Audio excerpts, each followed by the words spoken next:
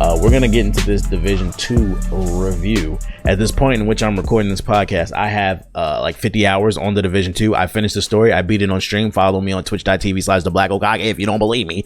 I have 50 hours on the game. I'm at the end game, and I feel like these games are kind of hard to review because, like, even though I beat the game, there's still in-game content, and I've put in a few hours on the end game to kind of just fill out where it is. But it's kind of hard to review because these games are ongoing, and at a certain point you have to stop and just share your opinion. And I feel like I've played more than enough to kind of share my opinion. But who knows? Things are subject to change because it's a fucking live action game, live service game. All right, so I got a lot of positives for the Division 2 and a few negatives. First things first, I enjoy the Division 2. Let's go ahead and get that out of the way. The first thing that I liked about it is DC looks real. So for those of you unaware listening to the podcast, I am from the DC area. I'm not going to tell you where, but you know, I've lived all over the DMV. I've lived in DC, Virginia, Maryland, so I know the area pretty well. And I have to say that Ubisoft did their thing. They did their thing, and it's crazy too. You're probably only gonna hear this in this review because I am a native. But I have to write it as a positive. They did a great job of recreating DC down to the details. And what really caught my attention is not just the way that it looks downtown. First of all, for those of you unaware, it's basically just like the downtown touristy areas. So they did a good job of recreating that. But what really caught my attention and the attention to detail was when you go down into the metro system, they got the metro system down to a T. And I'm talking about the way the trains look, the way the actual train, the tunnels look. And then also they got our map system correctly. Like they had the silver, the fucking red, the yellow, the blue line. They had like all the dots and shit like that. I'm like, okay, Ubisoft, like y'all actually was paying attention. So I have to say kudos to Ubisoft. It's not exactly like DC because it's like a post-apocalyptic DC, but like I definitely recognized a lot of shit, and I can appreciate that attention to detail. So shout out to Ubisoft with that. That's the first positive. Second positive, the gunplay feels great. There's a good amount of different guns. And they all feel pretty good for the most part. I enjoyed running the sniper rifle and the LMG combo or an assault rifle. And what's the name? I don't know what to say. Like, I thought the gunplay was solid in the first one. It felt pretty much the same in the second one. There's nothing really to complain other than the gunplay felt fine. It's loaded with content. It's one of those, excuse me, oh my god, I burped. This is an awful podcast. It's loaded with content. If you're looking for a game where there's just a shit ton of stuff to do on the map, plus there are dailies and there's multiplayer, this is the game for you. And just to give you an idea how much content is on the freaking game, the max level before you get into the end game is level 30. I managed to get to level 30 before I even finished the story. I got to level 30 and then I ran through the story. Because that's kind of how I like to play RPG. So there's a shit, and the crazy thing is there's still a bunch of side missions on my map. Plus, once you beat the game, you get the end game content. The Black Tusk comes in, so I have a bunch of side missions left over from like the main story. Plus, I have the Black Tusk missions. And then you have daily content, like daily bounties and shit. There's a shit ton of stuff to do in this game. So if you want a game that's going to keep you busy, Division 2 definitely front loaded it with a ton of content. So kudos to Ubisoft for that. Another positive, and if you're wondering why I keep listing off positives, because I have way more positives than negatives. The game is way less bullet spongy compared to the first game. That was a big complaint. Like, you would just sit there and shoot at people in the first game, and it's like you put 4 or 5 clips on them before they die. In this game, it's much more strategic. The heavily armored enemies in this, if your team focus fires, like let's say the helmet, after like a clip, the helmet will fly off, and then with a sniper, like one shot, they're dead. But on the flip side, if you just start spraying them, then yeah, they can last a long time and be bullet spongy. But they added like a new strategy into the game where like you have to strategically try to pop off, or you can just pop off their arm, pop off certain pieces of their armor, and you can finish them off that way. So it's less bullet spongy and a little bit more strategic. I appreciate that. Them taking the feedback to the community. Let's give a negative. Even though there are a lot of guns in this game has the same issue as Anthem. Most of the guns are kind of the same. Like there's like 3-4 like sniper rifles, like 3-4 assault rifles, and the only difference is the color of them, like the rarity of them, and like they might be like a little bit stronger. But it's not like Borderlands or like Destiny where they have like these wild weapons with crazy little special abilities and stuff like that. And maybe because the game is more rooted in reality versus fantasy, but it would have been nice to see some variety in the weapons versus getting a blue assault rifle instead of a freaking green assault rifle with +2 on the crit. So I would have liked just seen a little bit more variety and speciality in the weapons. What's the name? Okay, so back on the positive sides. Specializations. I did just say that most of the weapons feel the same. That's true. But once you finish the game, you unlock a specialization. I unlocked the sniper specialization, and it gives you a 50 cal. You can also get like this hunting bow or something, like this explosive bow. You can get like a special weapon at the end with like limited ammo, so you can do crazy damage. It's basically like an alt. Basically, that was cool that they added those little specializations so that it makes the end game a little bit more easier once the black tusks come in, because they're way more tougher. So it was nice that they added these specializations in there. Post game support is crazy. 8-man raids are about to come out at the moment in which I'm recording this. 8-man raids, that's crazy. And from my understanding, I think it's going to be a free update. I don't know if everything is going to be free, but what's the name, that's dope that there's going to be crazy post-game support, and we're like only like a month out, like, so they're rolling out the content, and it seems like it's going to be a lot of fun. Quality of life stuff in this game is really good. This is a positive. Just simple stuff in this game that I wish other games had. Like, you can fast travel to teammates at any point. So like yesterday, me, Ethos, and JG were playing, right? And what's the name? I had my backpack. I have a maxed out backpack where you can hold 100 items. My backpack was full, and I didn't want to break everything down. I wanted to sell it so I could make some money. I literally fast traveled to the home base, went to the store, sold all my shit. They were like in the middle of a mission, and then I fast traveled back to them and then started playing with them again. And it doesn't affect their game. Like, they can still do whatever the fuck they want. It's literally a shared world, which is really dope. So I like that little quality of life thing right there.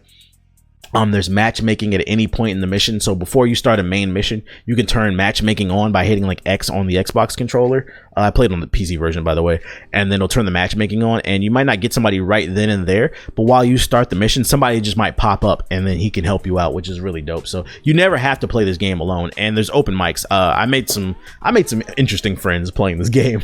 So shout out to like the quality of life things. I really like that. The abilities, they're cool. This is kind of, I don't want to say this is a positive or a negative. It's kind of meh. The abilities are cool, but it didn't really seem like there was nothing new here. It was all kind of like the same shit from the first game. So I was kind of meh about the abilities. Like, I used the drone and I used the healing gun because it was all kind of like eh. But a positive is deep customization. There's deep customization. The way you can mod your weapons, skins for your guns, skins for your clothes, not skins, but like color mods for your clothes. There's a lot of different clothes that you can find throughout the world, so you can customize how your character looks. You know, I just like customization, and of course you can also create your own character. A negative. In-game. I don't know. I do like that the 8-man raids are coming, but the in-game, the way that they hyped it in the trailer, it's not bad. But it was just kind of overhyped, I think. When the black tusk comes in. So here's what happens when you finish the game. When you finish the game, you save DC, and literally a cutscene plays right after of some new like private military known as the Black Tusk. They come in and they basically reclaim DC for themselves, and you basically have to finish the game all over again. Basically, once you beat the game, New Game Plus unlocks, and you have to rebeat the game on hard. That's all that happens. A new enemy type is introduced, and they're a little bit tougher, but you literally just running through the same missions. That's the end game.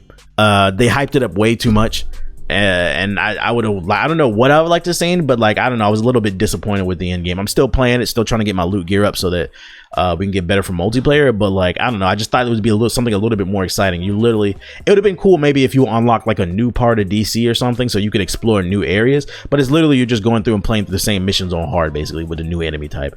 So that was kind of lackluster. Positive multiplayer, got the classic PvP deathmatch. Freaking got like this domination mode that you can all play with your friends. You also, of course, you got the loot, not the loot, but the dark zone.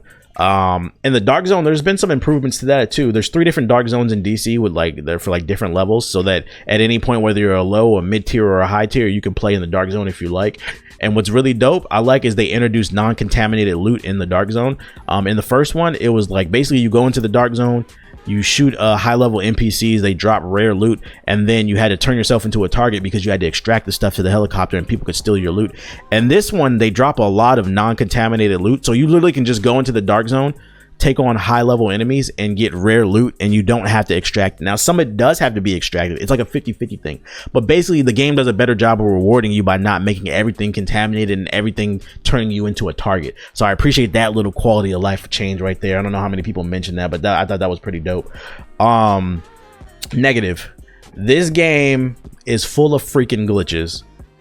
It's very well optimized, but it is full of fucking glitches, bro. And the main glitch that I run into every play session, and like I'm talking about almost every fight that I encounter, is the T-pose glitch, where basically you'll kill an enemy and then he'll freeze and he'll stand there and just do the little T-pose, like basically like Jesus on the cross or whatever. It's like the default pose that game developers use when they're designing characters. They'll get stuck in that animation and then you'll think that they're still alive, so then you'll be wasting your ammo and shooting them. And I'm talking about, it happens all the freaking time. Me and Ethos were talking about that last night, and if a certain other game had that same issue, you know, they'd be getting shit on, but you know, it's not that game, so whatever. We're sticking to the Division. That was annoying. And then there's also like, I got caught in geometry. I got stuck in the map a few times. That was annoying. What's the name? One mission glitched and we had to restart it. That was annoying. Like, this game is buggy. Do not let nobody tell you otherwise. This game is very much buggy. You're gonna run into problems, and obviously that's gonna improve over time. But I'll say this: none of it was game breaking, for me at least. None of it was game breaking, so that's good, I guess. The game has clans, so if you want to play with friends, that's a positive. And then, like I said, the 8-man raids. That's what I got from my positives. Last few negatives, let me go down. Movement still feels a little bit clunky, mainly when you're moving from like cover to cover. The game feels a bit clunky. When you're running around, it's fine, but when you're moving from cover to cover, it feels a little bit weird still. And then the melee in the game, it's like, why is there a melee button? It's the most unimpactful thing ever. It's really weird and it's clunky, and I wish it did more damage. But yeah, the melee and the movement still feels a little bit clunky. Thank God the gunplay is good. And then the last negative is the mission variety. It's it's looter shooter. There's gonna be a lot of defend the computer missions. But I mean, at this point, I guess, what can you expect? I don't know what I'm looking for in terms of mission variety, but it would have been nice to, I don't know, maybe ride around in a Humvee shooting with the ops and shit, you know what I'm saying? But it is what it is. All in all, I had way more positives than negatives to say about the Division 2. The game is fun. But I will say, if you're interested in the Division 2 and you're looking for my recommendation, I will say that go into this game understanding that this felt like what the Division 1 should have been. Even though I had a lot of positives, most of those positives were kind of like quality. They qualify as like quality of life changes. It was nothing in here, no feature that was just like, I was never blown away while playing the Division 2, to be honest. It felt like I was going through the motions. It felt like what the Division 1 should have been. And because of that, I don't know, like it was good. It just wasn't great. It was all right to me. I enjoyed my time with it. Yeah, I think it'll get better over time. Because of that, would I recommend it? Yes and no. I say this about the Division 2. If you understand what you're getting into and you understand that this is basically Division 1.5, then yeah, go for it. It's worth $60. There's a lot of quality of life changes that does make this game better. And then I did enjoy DC because I'm a native, so you know I had to do it. But if you didn't love the Division 1, you're not gonna like the Division 2. So my recommendation, is it worth $60? Yes and no.